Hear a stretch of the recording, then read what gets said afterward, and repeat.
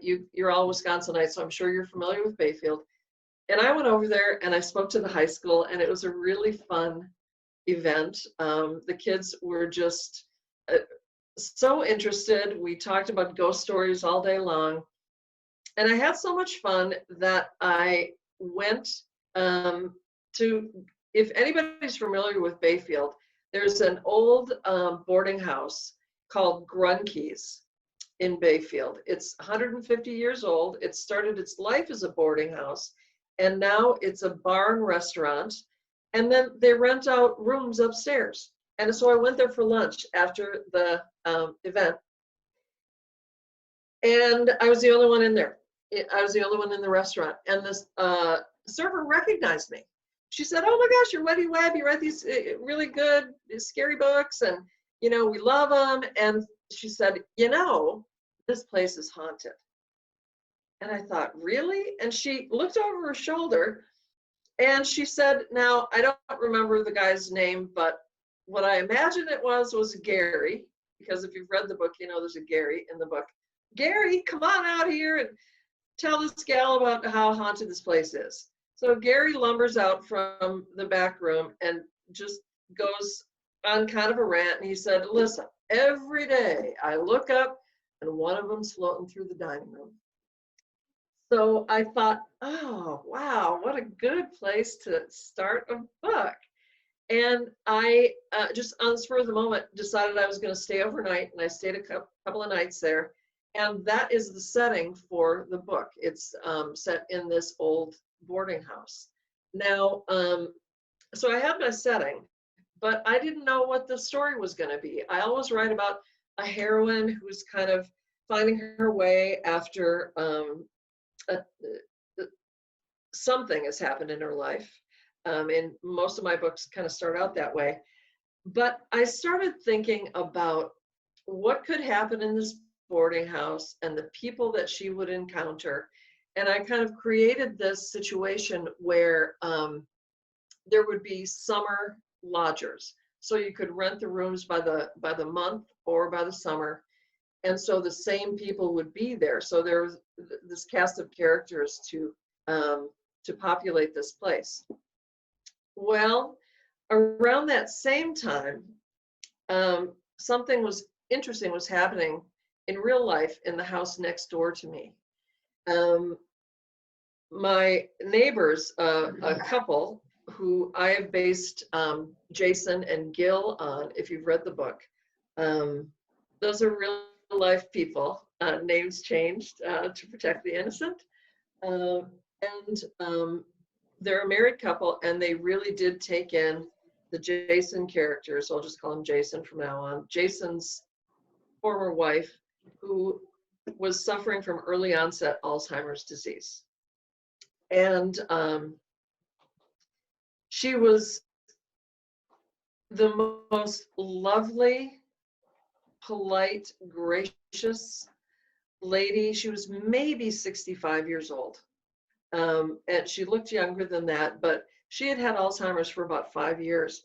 And her daughter had been taking care of her, but couldn't anymore because the daughter had a bunch of young kids, and Alice, let's just call her, was getting worse, and she was starting to wander.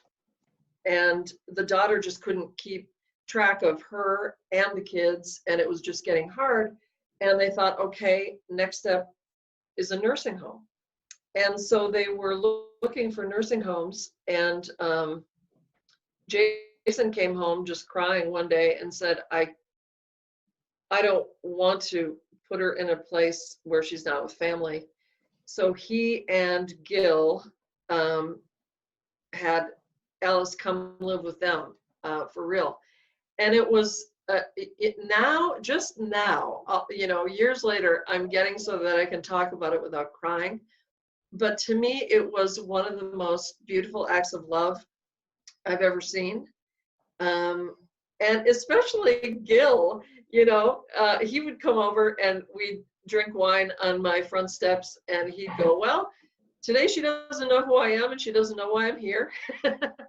But that's just kind of what you do for family. And it was this wonderful and heartbreaking and beautiful situation.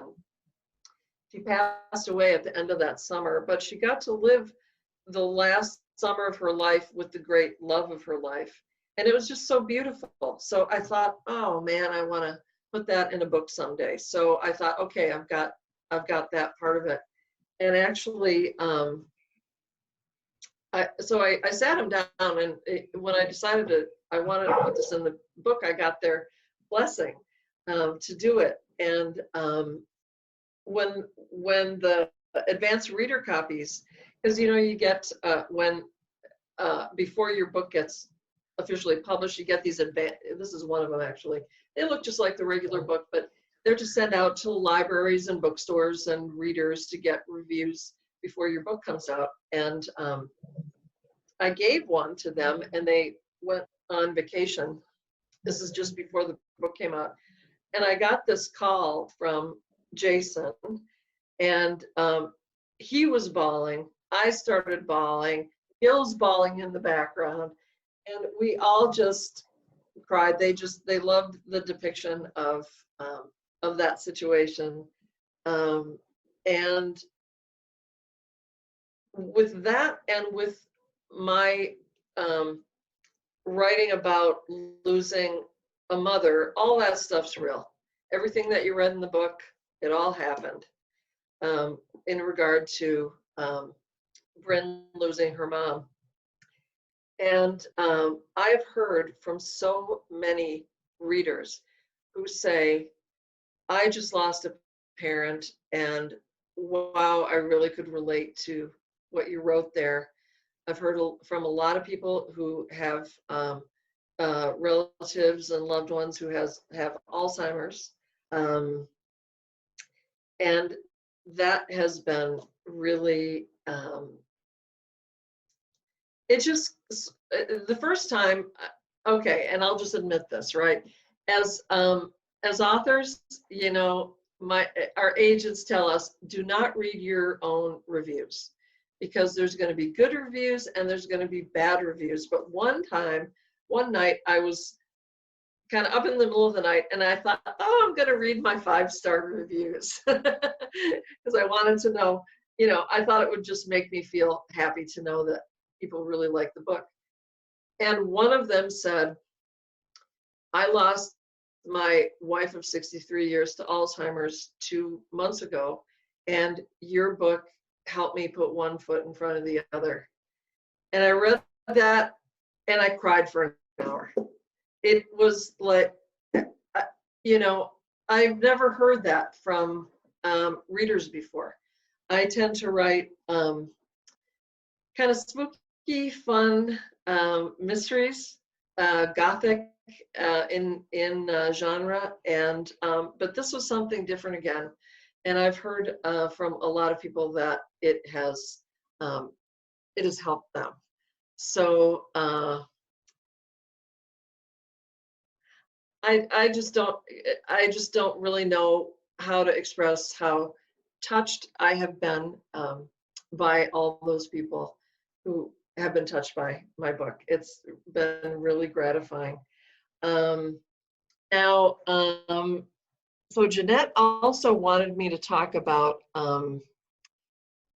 what's coming next.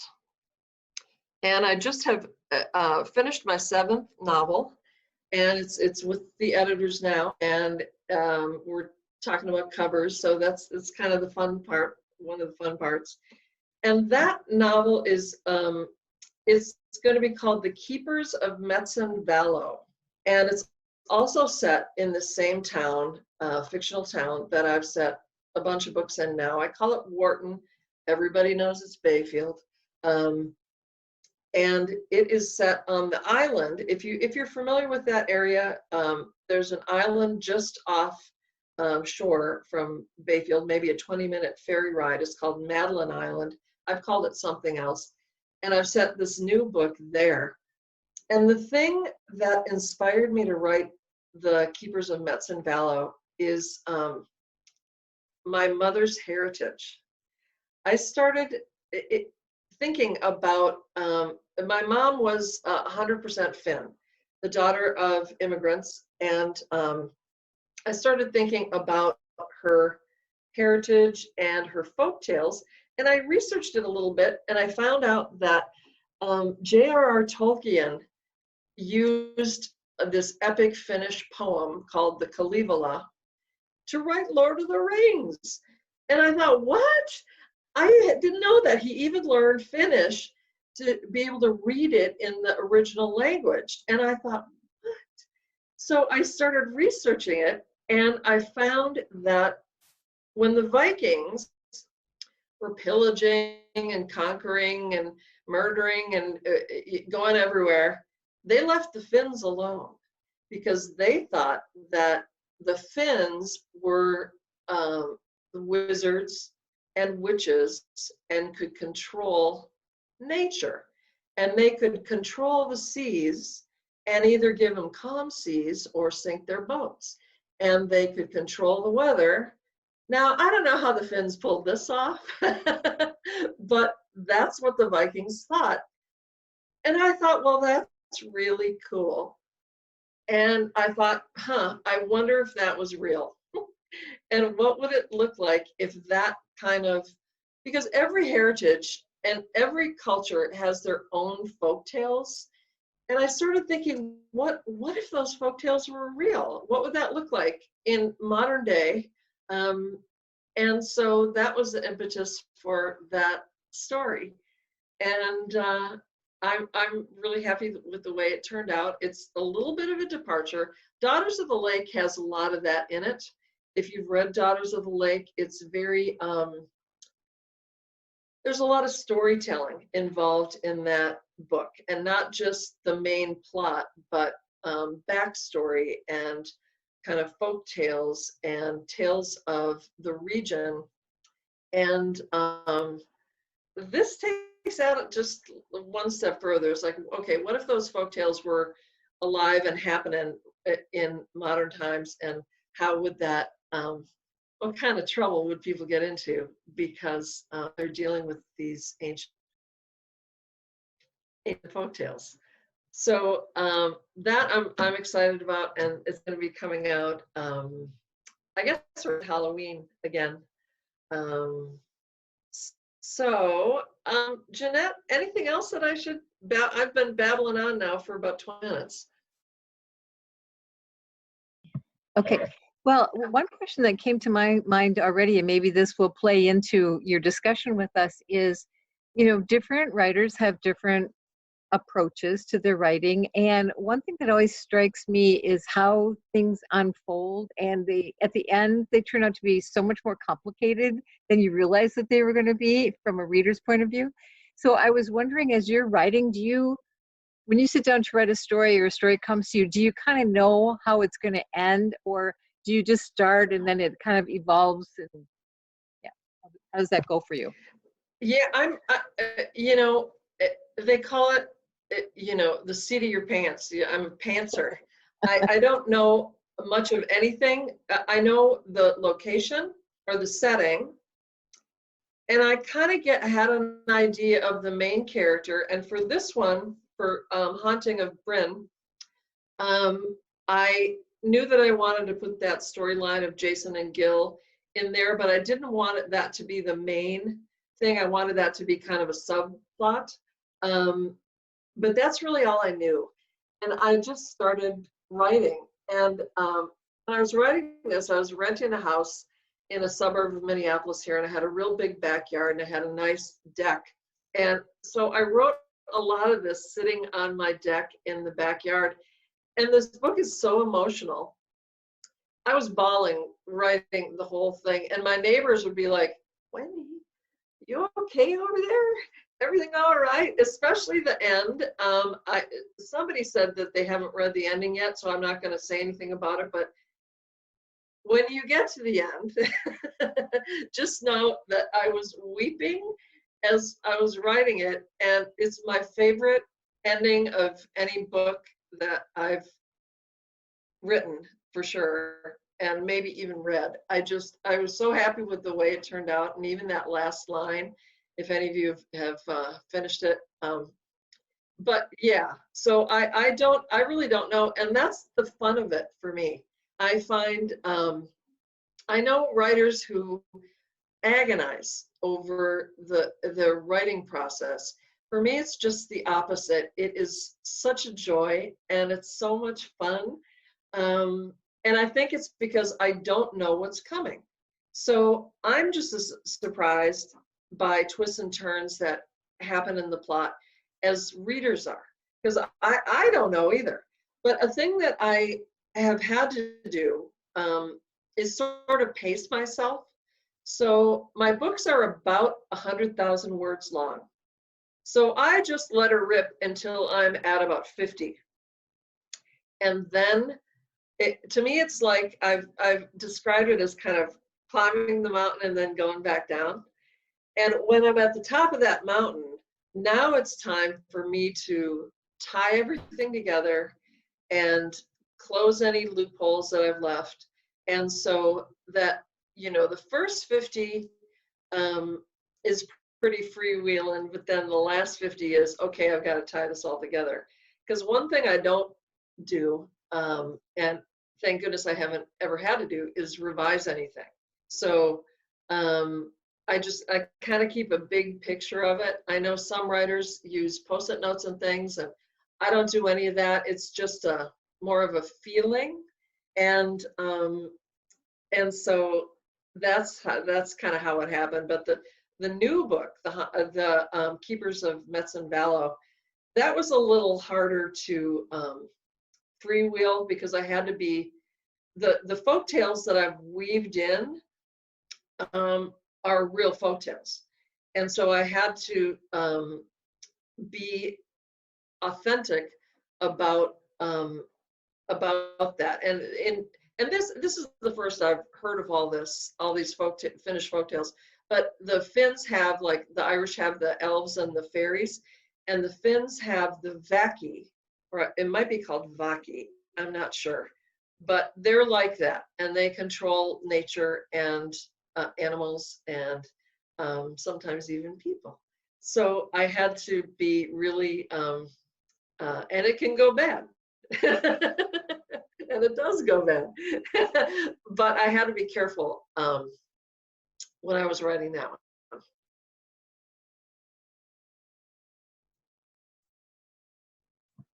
Are there other questions from other participants? I'll unmute everybody. I'll see how I do that again. Let's see. Oh gosh. Oh, hi, Gretchen. You can unmute yourself as well. Hi, Wendy. How are you? Oh, now Wendy's muted. Oh dear. Oh dear. Can you unmute yours, Wendy, from where you are? There we go. Bottom. Yep, got it. So Wendy, my question is, when are you going to name a character Gretchen in one of your books? Maybe next one. I got to start writing a book, so I got to come up with the next one now. It's a good name. There's a question in the chat too, Wendy. It says, do you ever have sleepless nights? Oops, what happened? Oh, I saw it. Do for many have of your sleepless books. nights? Okay, so yes. And this actually happened to me when I was writing my first book. I don't know if any of you have read The Tale of Halcyon Crane, but well, that book changed my life, so it's very close to my heart. But the one of the scary parts of that book is that there are triplets, little girl triplet ghosts, and they're not. They're pretty naughty, and they scared me more than once when I was writing it. And once I woke up, and my husband was not home, and I was by myself, and I had my big dog there. But I woke up in the middle of the night, and I was scared, and I was looking around for those little ghosts. And then I thought, oh, come on now, you made them up. You did it. They're not real. But yeah, sometimes I do. That's funny. Okay, somebody else had a question in the chat. Let's see, how do I do that? It says, how long does it take you to complete a book? Well, what I will give you my stock answer, and then I'll tell you the truth. My stock answer is 6 months. And if I have a year to complete it, that's awesome. But with the Haunting of Brynn Wilder, I found that I can write a book in 2 months because I had a deadline, and I procrastinated, and I thought I had longer, and my agent called me and she said, hey, how's the book going? And I had maybe 10,000 words written, and I said, great, it's going great. And and she said, good, because it's due in a month. And I went, oh, maybe it won't be done in a month. And so she got an extension, and that's just what I did. I focused on that, and I got it done. And it actually, I'm going to say that kind of pressure made the story come easier, and I think it turned out great. So, but I'm not going to do that to myself again, because that was a lot of pressure right there. But I can write it. I can write 7, 8, 10,000 words in a day. Wow. And I think that's because I've been a journalist my whole career, and so I'm used to writing all day. So that's not the hard part. The hard part is the making it interesting. Someone wants to know about your antique typewriter. Oh, funny you noticed that. Yeah, I got it. Well, it's haunted. I got that for my birthday about 5 or 6 years ago, and this is when I was living up in Duluth, Minnesota, and I was living in an old house, and I had the typewriter on this table in my dining room, and I was supposed to be working, writing, but instead I was sitting in the living room watching TV. And I was procrastinating. Funny, now this is all coming out. I'm a procrastinator. But I was watching something on TV, and I went to reach for the remote, and I couldn't find it. And I thought, well, that's weird. And I got up and wandered around, and the remote was sitting right next to the typewriter. And I thought, well, maybe I wandered into the kitchen and I set it down. It happened 3 times. And at the 3rd time, I thought, I guess I should be writing instead of sitting here. That's funny. In fact, my son came to visit. My son lives in Houston now, against my wishes. And he came to visit with his girlfriend, and he was showing her around, and he said, yeah, that typewriter's haunted right there. And he was kind of scared of it. You have Wendy, 2 I other questions? Oh, go ahead. Oh, go ahead. Wendy, I love the prologue you read, and I know that there are some real biases in the publishing industry about them, and it just suits your story. Did you have to really fight to have prologues in your book? I like prologues because they set a really kind of creepy tone, and I like an epilogue too. And I had a really creepy epilogue in The Vanishing, and I didn't have it in there initially, but I finished the book and I sent it to my agent, and then she said, what if you write a really creepy epilogue? So I banged it out in about a half hour, and that is what really attracted the editor to it. So I've been lucky that I haven't had any pushback there isn't one in my new book, so I don't use them every time, but this time really it seemed like it seemed necessary. Thank you. There's a question about when did your writing career begin? Well, I knew I was going to be an author when I was about 10 years old, maybe even earlier than that. My grandma read Little Women to me. And Gretchen, you've heard the story, I'm sure. I loved that book so much, and I identified with Jo March, one of the characters in it. And because she was a dark-haired tomboy, and so was I, and so obviously the book was about me, which I thought, and she was a writer, and she ended up as an author. And so I thought, well, okay, I guess that's what I am. And so I identified with that my entire growing up, and I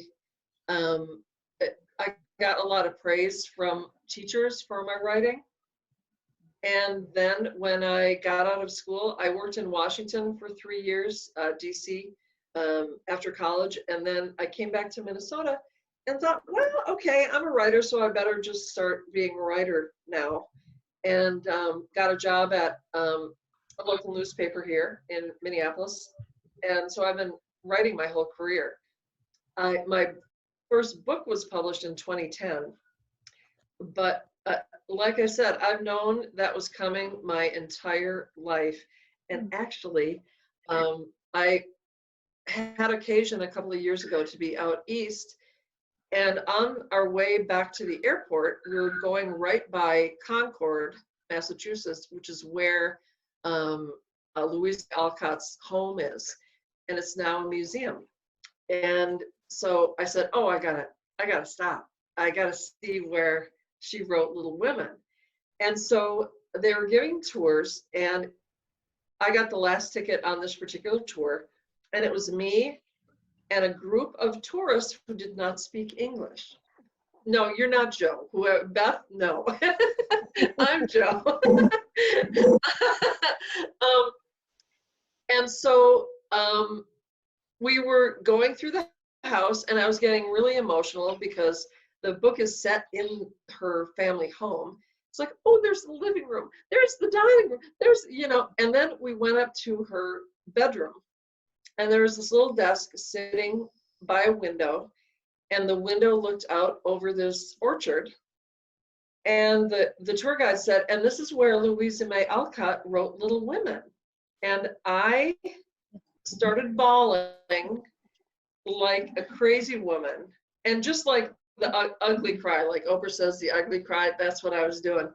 And the people couldn't speak English, and they were just looking at me, and as a group, they kind of moved away, like, who's that crazy lady? But the tour guide said, let me guess, you're an author. And I said, yeah. And she said, yeah, we get a lot of that here. So a lot of people really identified with that character, and it just made me so emotional that what if she didn't sit at that desk and write that book? What would I be doing now? And it just kind of illustrated the power of a great story. Mhm.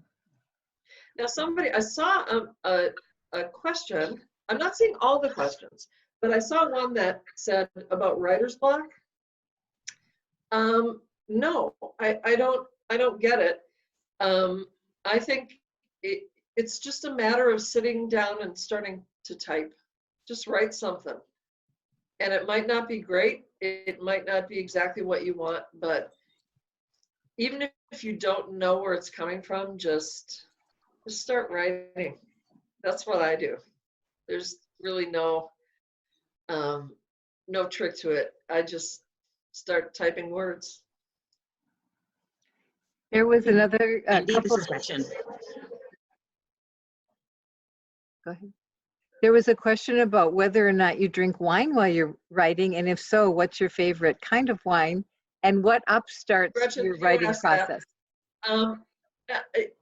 Sometimes I do. I do sometimes. And I like a Chardonnay, as do a lot of mine. And so I have some wine here tonight because happy hour is a big part of this book.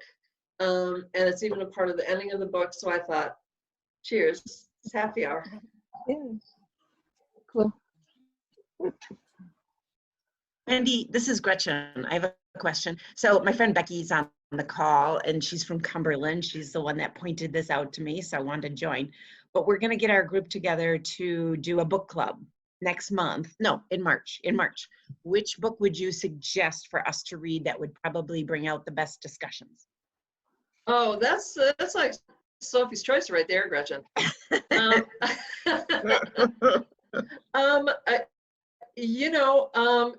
If people haven't read Daughters of the Lake, that's a really, it's spooky, but it's also romantic. There's a great love story in there, and there's a lot of layers to a lot of the characters. People have said that they love one of the main, the story is told in the present and in the past. And in the past, there's this great love story. And the guy has just a lot of facets to him. And I really love that character. And I love to hear what book clubs have to say about him. Because some people love him, some people don't love him. So maybe that one. Okay, well, I read that one. It's a good one.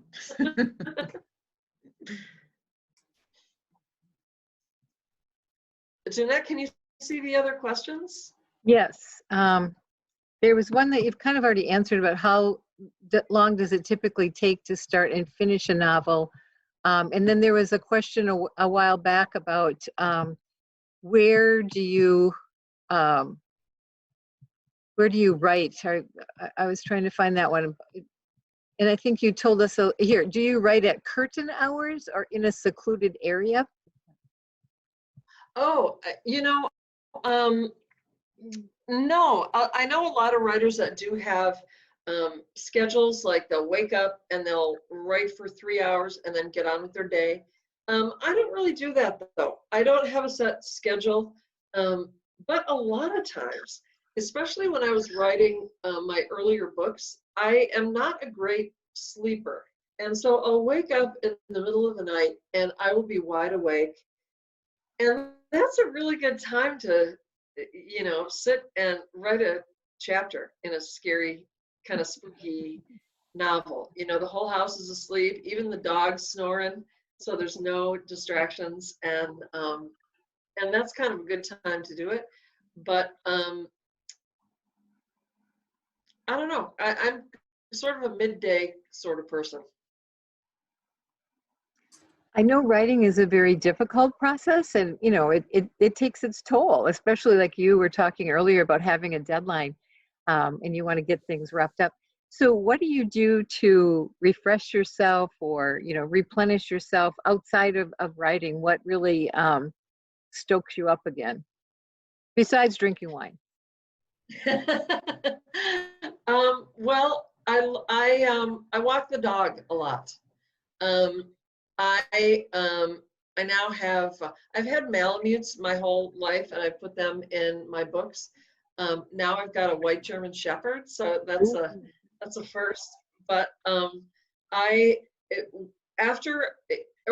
if I don't get, like we talked about writer's block, and I don't get writer's block, but what I do get sometimes is, oh my goodness, where am I going to go now? Have I written myself into a corner? What's my character going to do next? Or, what's a couple steps down the road? And that's a really good time to just shut my computer and put the dog on the leash and just go and take a nice long walk. And that usually does the trick. So that's what I do to recharge. Yeah. So you just have finished a book that you say is coming out in October. Are you driven to start another one now? Do you have some ideas circulating? I do. Well, the only idea that I have, and I'm gonna have to finish this within a year, so I got to get going. But I,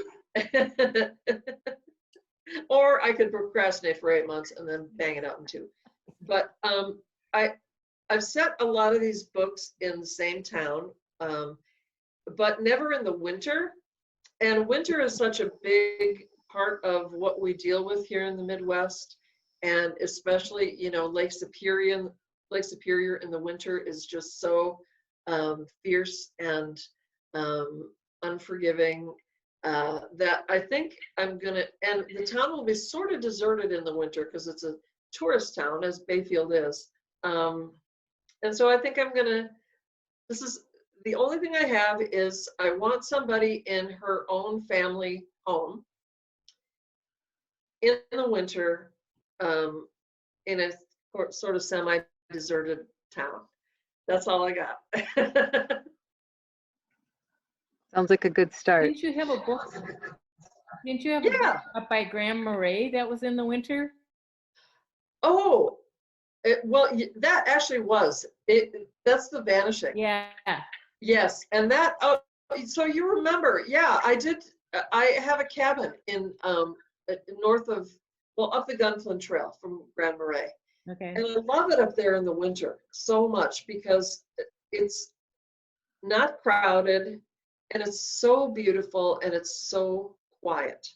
Just the snow just muffles everything, and I just love it there in the winter. So that's kind of how I got the idea for the Vanishing. I thought, well, okay, this is when Downton Abbey was on, and I thought, and I was obsessed with the house, and I thought, what if there's a big house like that up in the middle of nowhere, and what could have happened there, and who would have lived there, and that book, by the way, okay, so I want to say I'm not one to brag, but I am a Leo, so I am one to brag. But that book, The Vanishing, got one of the top 10 horror novels of the decade. Number 3 for Stephen King was number 5. Oh. But that was a huge surprise to me. I didn't even know it was under consideration for that. The ending of that one was unreal. I just, whoo, okay. That one scared my son too. He took the advanced reader's copy. He was going on a plane out to visit his dad in California, and he took that and he got off and he called me and all he said was, "Mom, what is lurking inside your mother?" I know, I just don't know where you get your ideas. You amaze me. Thank you. Yeah, it's you know, it's kind of deep and dark and dusty up there. So Oh. Other questions from participants? You can unmute yourself and ask away. I'm trying to think if there's anything that I haven't said about this book. Like I said, a lot of it is this Haunting of Brynn Wilder. A lot of it comes from real life.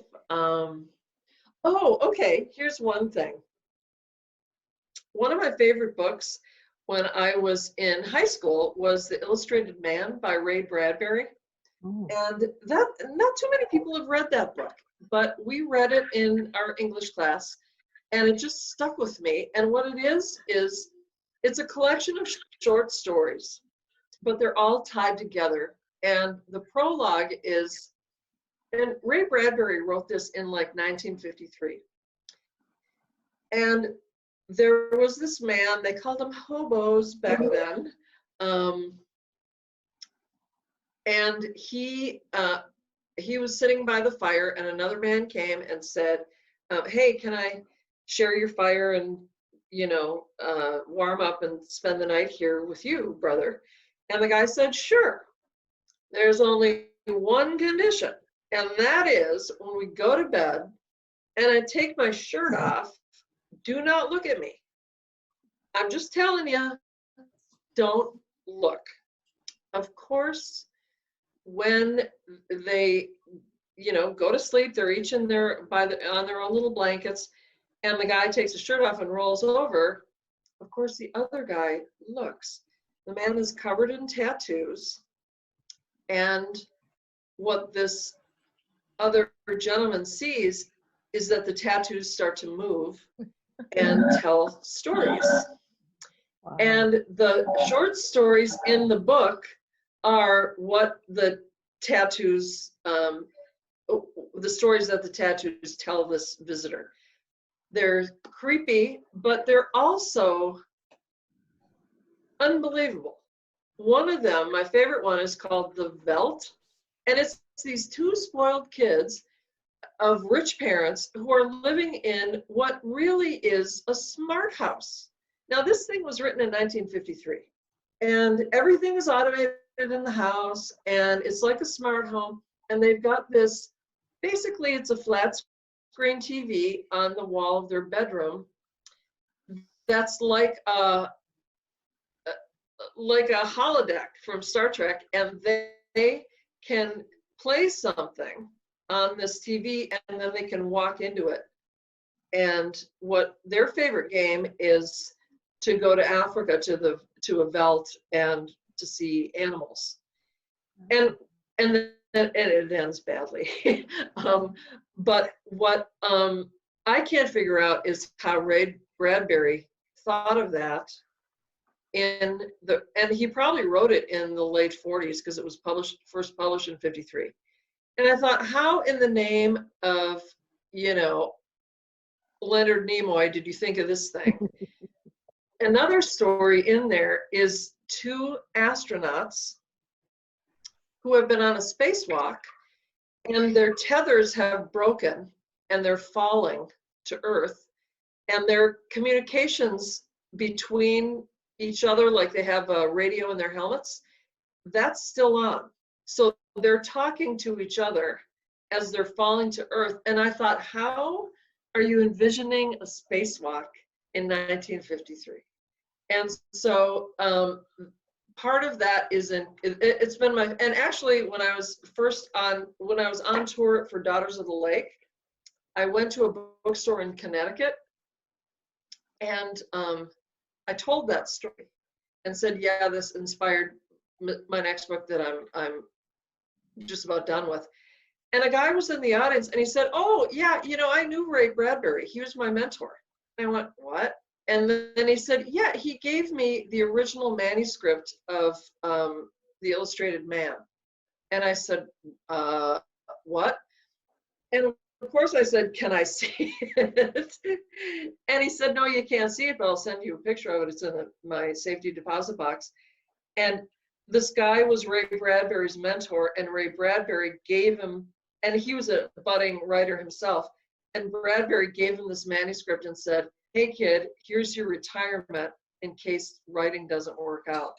And he signed the manuscript. And I thought, hey, unreal that I was going to put that I put that in my book. And then at one of my readings at a little bookstore in Connecticut, here's this guy. So that part of that is woven through the story of Haunting of Brynn too. That's very interesting. Thanks for sharing that. And speaking of signings, we wish you were here so that you could sign your books and we could see you in person. And we hope that that'll be a possibility in the future too, with your new books coming out. So we'll have to keep in touch with you. Well, I look forward to it. I'm hopeful that, next year when my book comes out, we can all creep out of our homes and interact with each other again. And I would love to come and see you all. Yeah. I was telling Wendy that we have a wonderful old Carnegie library here in Cumberland, and we're always happy for everybody to come and visit us here and show it off. And Wendy has kind of started off this new year for us in a mystery writers tour. In February, we will be having Barbara Deese here, who's in our audience tonight, talking about her books and her writing process. And then in March, we will have David Housewright also from the Twin Cities area, talking about his vast legacy of stories. He's got quite the series that he's written over the years. So we're just excited to have had you here today and to get this jump started in our new, better year, 2021. And it's been really interesting listening to your stories. And I have to admit something to you. I did not start the recording when you started speaking. So would you mind terribly if you read that prologue one more time? Because I missed that. Thank you. Sure, it won't take long. Yeah. I'll be happy to. Okay.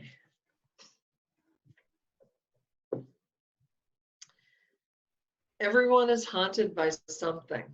A road not taken, a hurt carried deep inside, harsh words that echo long after the sting of them is carried away on the wind. Some of us are haunted more literally. We've seen and felt and heard what simply cannot be, but is. A low moan coming from the corner of a darkened room, a glib and ethereal shape, a tangible encounter with something, a passer through. My haunting is like that, strange, magical, unexplainable, but at the same time, it's real enough to touch and feel and wrap my whole self around, real enough to inhabit my dreams and sit like a stone on my heart as I carry it with me day after day. Memories of other parts of my life over the years, love, loss, the mundane minutia of living, might be hazy around the edges, dreamlike, as I look back on them now. But when I think of him, the one who haunts me still, the images are crystal clear. Even after all of these years, I can taste him on my lips. I hear his voice low and deep in my ear. I love him with every cell in my body, even now. As I sit alone with my thoughts in this empty house, in the dark, a fire crackling in the fireplace and snow falling outside, it all comes back to me. And I'll let it come. God help me, I will let it come. So begins the Haunting of Brynn Wilder. Well, thank you everybody so much for coming. This was fun. As I said, I'd love to do, readings in person, but this is the next best thing. It was great to be able to do this in my little office. And thank you so much for coming. I really do appreciate it. Thank you. Thank you. Yeah. Well, thank you again. And we will see you here in person in the future. Okay, that's a date. All right. Bye-bye. Thank you. Thank you. Thanks, Jeanette.